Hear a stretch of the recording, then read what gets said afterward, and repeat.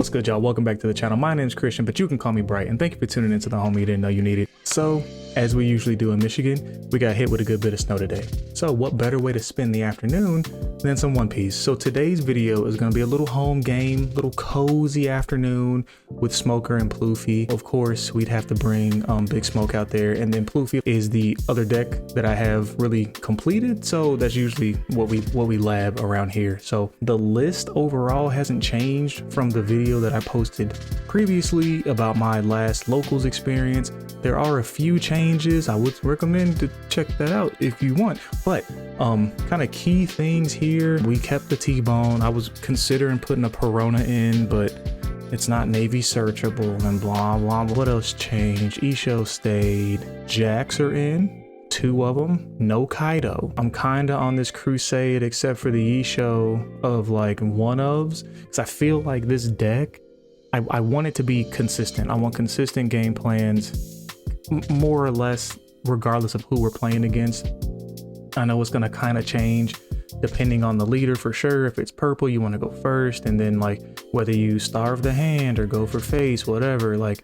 But I feel like for me, it sucks to, you know, tech in an 8-cost Sabo and you don't see it all night. It's like, then why did I even, like, if I have to depend on it to win the match, then like that's just not, it's 70-30 regardless.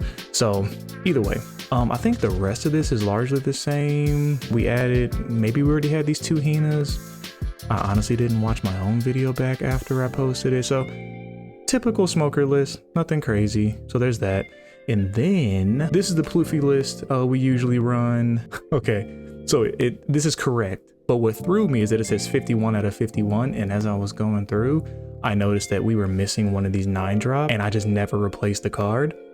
So don't tell my wife, but this is the list that we run. So I guess the biggest thing here, I think usually people run a little less of the 6 and 7 drops, maybe 2 and then 3 here, but we just need to fill out the list. And then we got the 2 Bonclays instead of that 4-drop 6k power Usopp.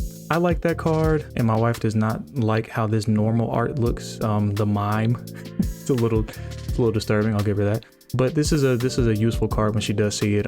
Today she didn't, luckily for me, but typical Pluffy list, nothing crazy. I think the key thing for Smoker, and that's what I kind of want to focus on these videos, any video, whether it's at home, just jamming out some games, or locals or sim, is like really from a Smoker perspective, how do we go into these different matches? So for Pluffy in particular, which I think is most people's game plan, is either go first or pray, and I did not go first today, so that was a bit of an uphill battle. But I mean, beyond that, you're really just trying your best to dig for some Ice Ages to couple with the Tashigi if you need it. Really try to get out those cost reduction pieces early, because you're going to need that recurring value from like that Kuzan or that baby Shigi, things like that. But beyond that, I mean, it's really just trying to mitigate and keep the board slim as much as you can, and just really hope for the best. So with that being said, let's hop into the gameplay. I think that's fine. I don't know, and I kinda don't care. 6 minutes. I don't even know what I said. Did it make sense? I talked about Smoker. All right, and with that, we are right into it. We'll come back to the gummy worms in a second. So I lost the die roll. Sad about that. 1 Dawn. She usually wins against me. I don't know what it is, but I just like to lose, I guess. But the gummy worms. So today was a long day. A lot of momming and dadding going on. We need a little extra motivation. So for every life that you were able to take from the other player, you got a gummy worm. Just a little carrot, you know? So just kept it going along, kept us motivated. The first time we've done it, but it was actually pretty funny. So yeah, playing the law off the first Dawn, searching for something. She's having some issues figuring out what she really wanted. Obviously I don't know what she's dealing with over there, but on our side we got a Tashigi, a Sengoku, I think a Suru, and the Rebecca. So here I'm just trying to dig. I mean, we have the Tashigi, but I don't have any real turn 2 play except for the Rebecca, which didn't seem super strong without anything in the bin. So we go search and pull another Tashigi and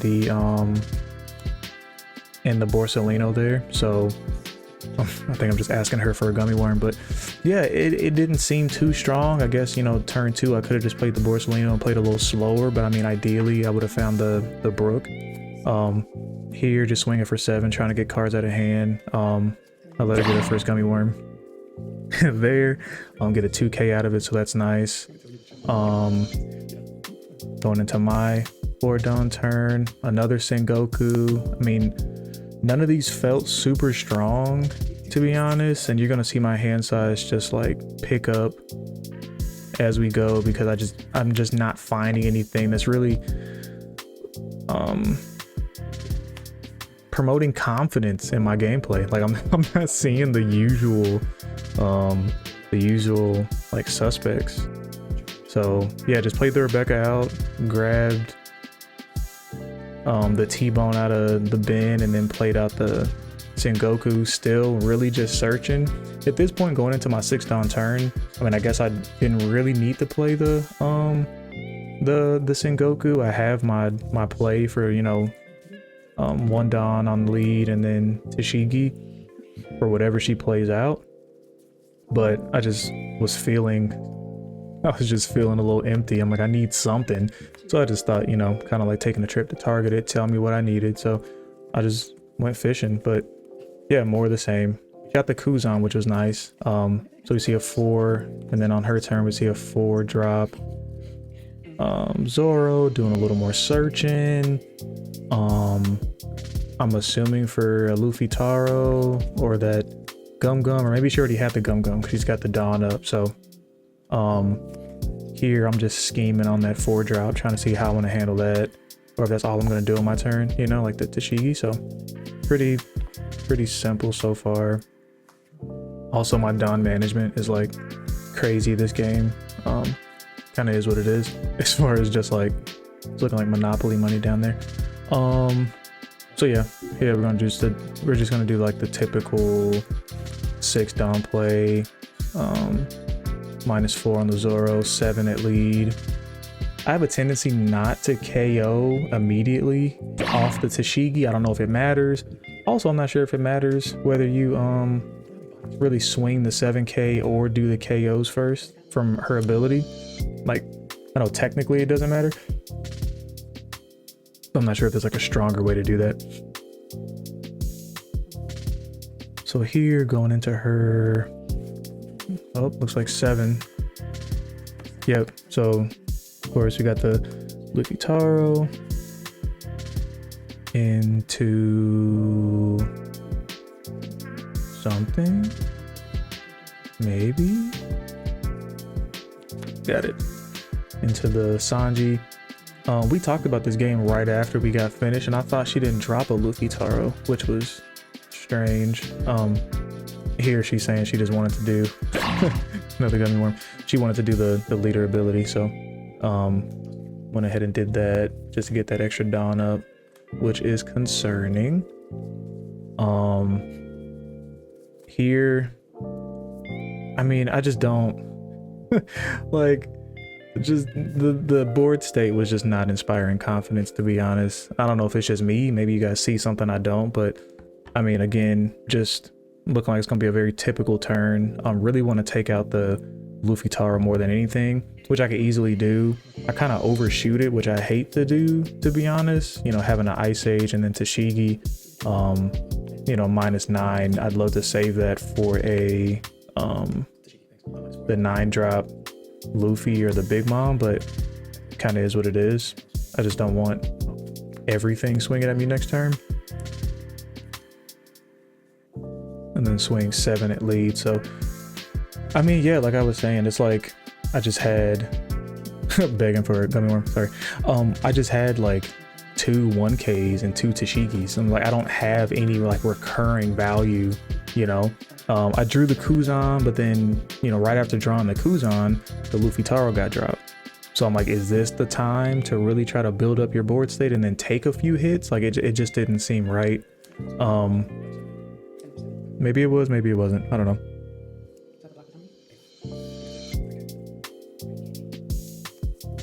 checking the bin for the inevitable gecko turn. But I mean, I guess this is typical kind of Pluffy stuff. I just felt behind for most of this game. Just trying to kind of catch up and make sure that, you know, I didn't want to sacrifice. Okay, sorry. So we had the 7-drop Sanji there. So that was not what I wanted to see. Tap down Tashigi. So at this point I thought she was going to swing into the Tashigi. I think she just wanted to use the ability on him. You know, usually you'll use that on like a blocker, which she has, if I had one out, but my board is just so kind of dead that it's really just vanilla damage. And we're going into my 10 down turn. So here I'm looking at either doing the 3-drop Tashigi, activate its ability into the Jack for 5 to take out that Sanji, the 5-drop Sanji, or a gecko turn that wouldn't have resulted in anything. So I don't have a Brook on board. I don't have a Brook in the bin. Well, I have one in my hand. So I guess I could have played the Brook out after like a, I don't know. I could have got 2 off the Suru. And I think that's it. I don't have any other, you know, cost reduction. So it was just really kind of in the moment and looking back, I don't think the gecko was the right play. So I didn't have any KO potential. I didn't have any Kobe's, and I didn't have any Hinas or anything to really drive the cost down. So here I'm thinking about that for a while. I think I do end up going for the Jack Hina situation. Yeah, 3 for the Hina, and then just tap it. I'll go ahead and get him out there. Yep, -2 on the Sanji. Draw and trash 1 to get that off the board. So really just trying to kind of catch back up at this point. Swung with leader first. I'm not sure if it really matters, to be honest, but. And then I guess also it depends. Sometimes you might want to swing with the characters first, right? In case there's like some trigger. But I think my main thing was just swinging low and then high. If I'm not swinging even, you know, so go 5, 6, 6. So I think we're back on a 8 down turn for her. Let's see.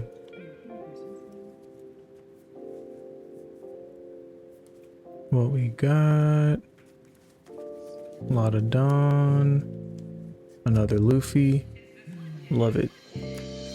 And then just digging again, but yeah, I mean, this is better than what I've seen before. At least it's not back-to-back Luffy Taros. I can breathe a little bit, but I'm not dealing with these threats very well. And I'm trying to see like how much of that is just, you know, if you don't have it, you don't have it. But I still don't think the gecko was the right play. I think getting that body off the board and establishing that Suru or the Tashigi and the Jack was what you needed to do. And then here just putting another Suru and Rebecca in the bin for the gecko next turn. And then let's take the scenic route to getting a body off the board, because I don't have an Ice Age. I mean, I've got I guess it could be worse. I have the Tashigi for the -2, but then I still need to get another 4 out of that gecko to get that 7 drop off, if that makes sense. Sorry, that does not make sense. -2 using, yeah, Tashigi's ability. I only need to get another -2, which is from the Suru. So we're fine there. And then what I just did, I tend to swing into the character first, see if they want to save it. So if she had let that one go to the bin, great. I would have directed this 7 into the Luffy Taro, but getting a couple cards out of hand, and then going ahead and doing the Gecko song and dance to get that off the board.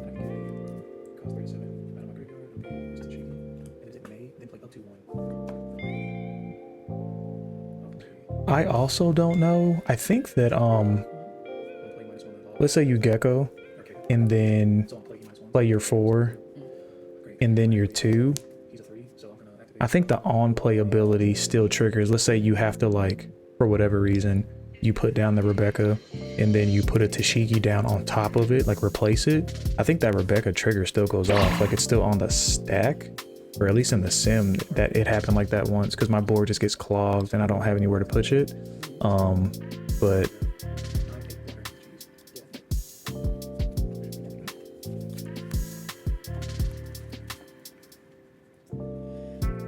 But yeah, cleared a couple, and at the end of that played the Brook out just to I don't know why, just got the law off the board. I was like, I don't want that law to come around and, you know, hit me for, you know, 9 out of nowhere, because she's got enough big bodies to really just utilize that Dawn and spread it out. But here goes a new addition to the deck. Finally got my hands on a 9-drop Luffy, so that hurts to see.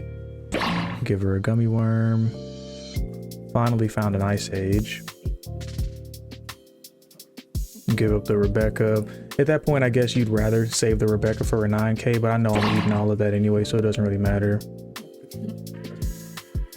So I just knew one of those hits was gonna be the Rebecca. Isho don't love here. It's okay. Bit of a break. I mean, she had like 3 cards in her hand maybe. In the -3. Actually looking back, maybe okay. Actually no. Actually yeah. Because we got the Zora on board, so like maybe. Play it out for 8, throw a Dawn on it, take that down to 1, and then use the Jack's ability. Right, 3. Or could have played the Isho out, threw a Dawn on him, put a Dawn on Brook, swung out, gave the Luffy Taro -1, so it's at 4, and then I could have used the Jack to get that off the board. Oh, but here we see I did the math and just kind of swung out. But like, I think the Isho play, if I wasn't honestly sure about this swing at the end, I just kind of threw it out there, but it worked out and still gave her Gummy Worm at the very end, you know, just being a good sport. So, but yeah, that was it.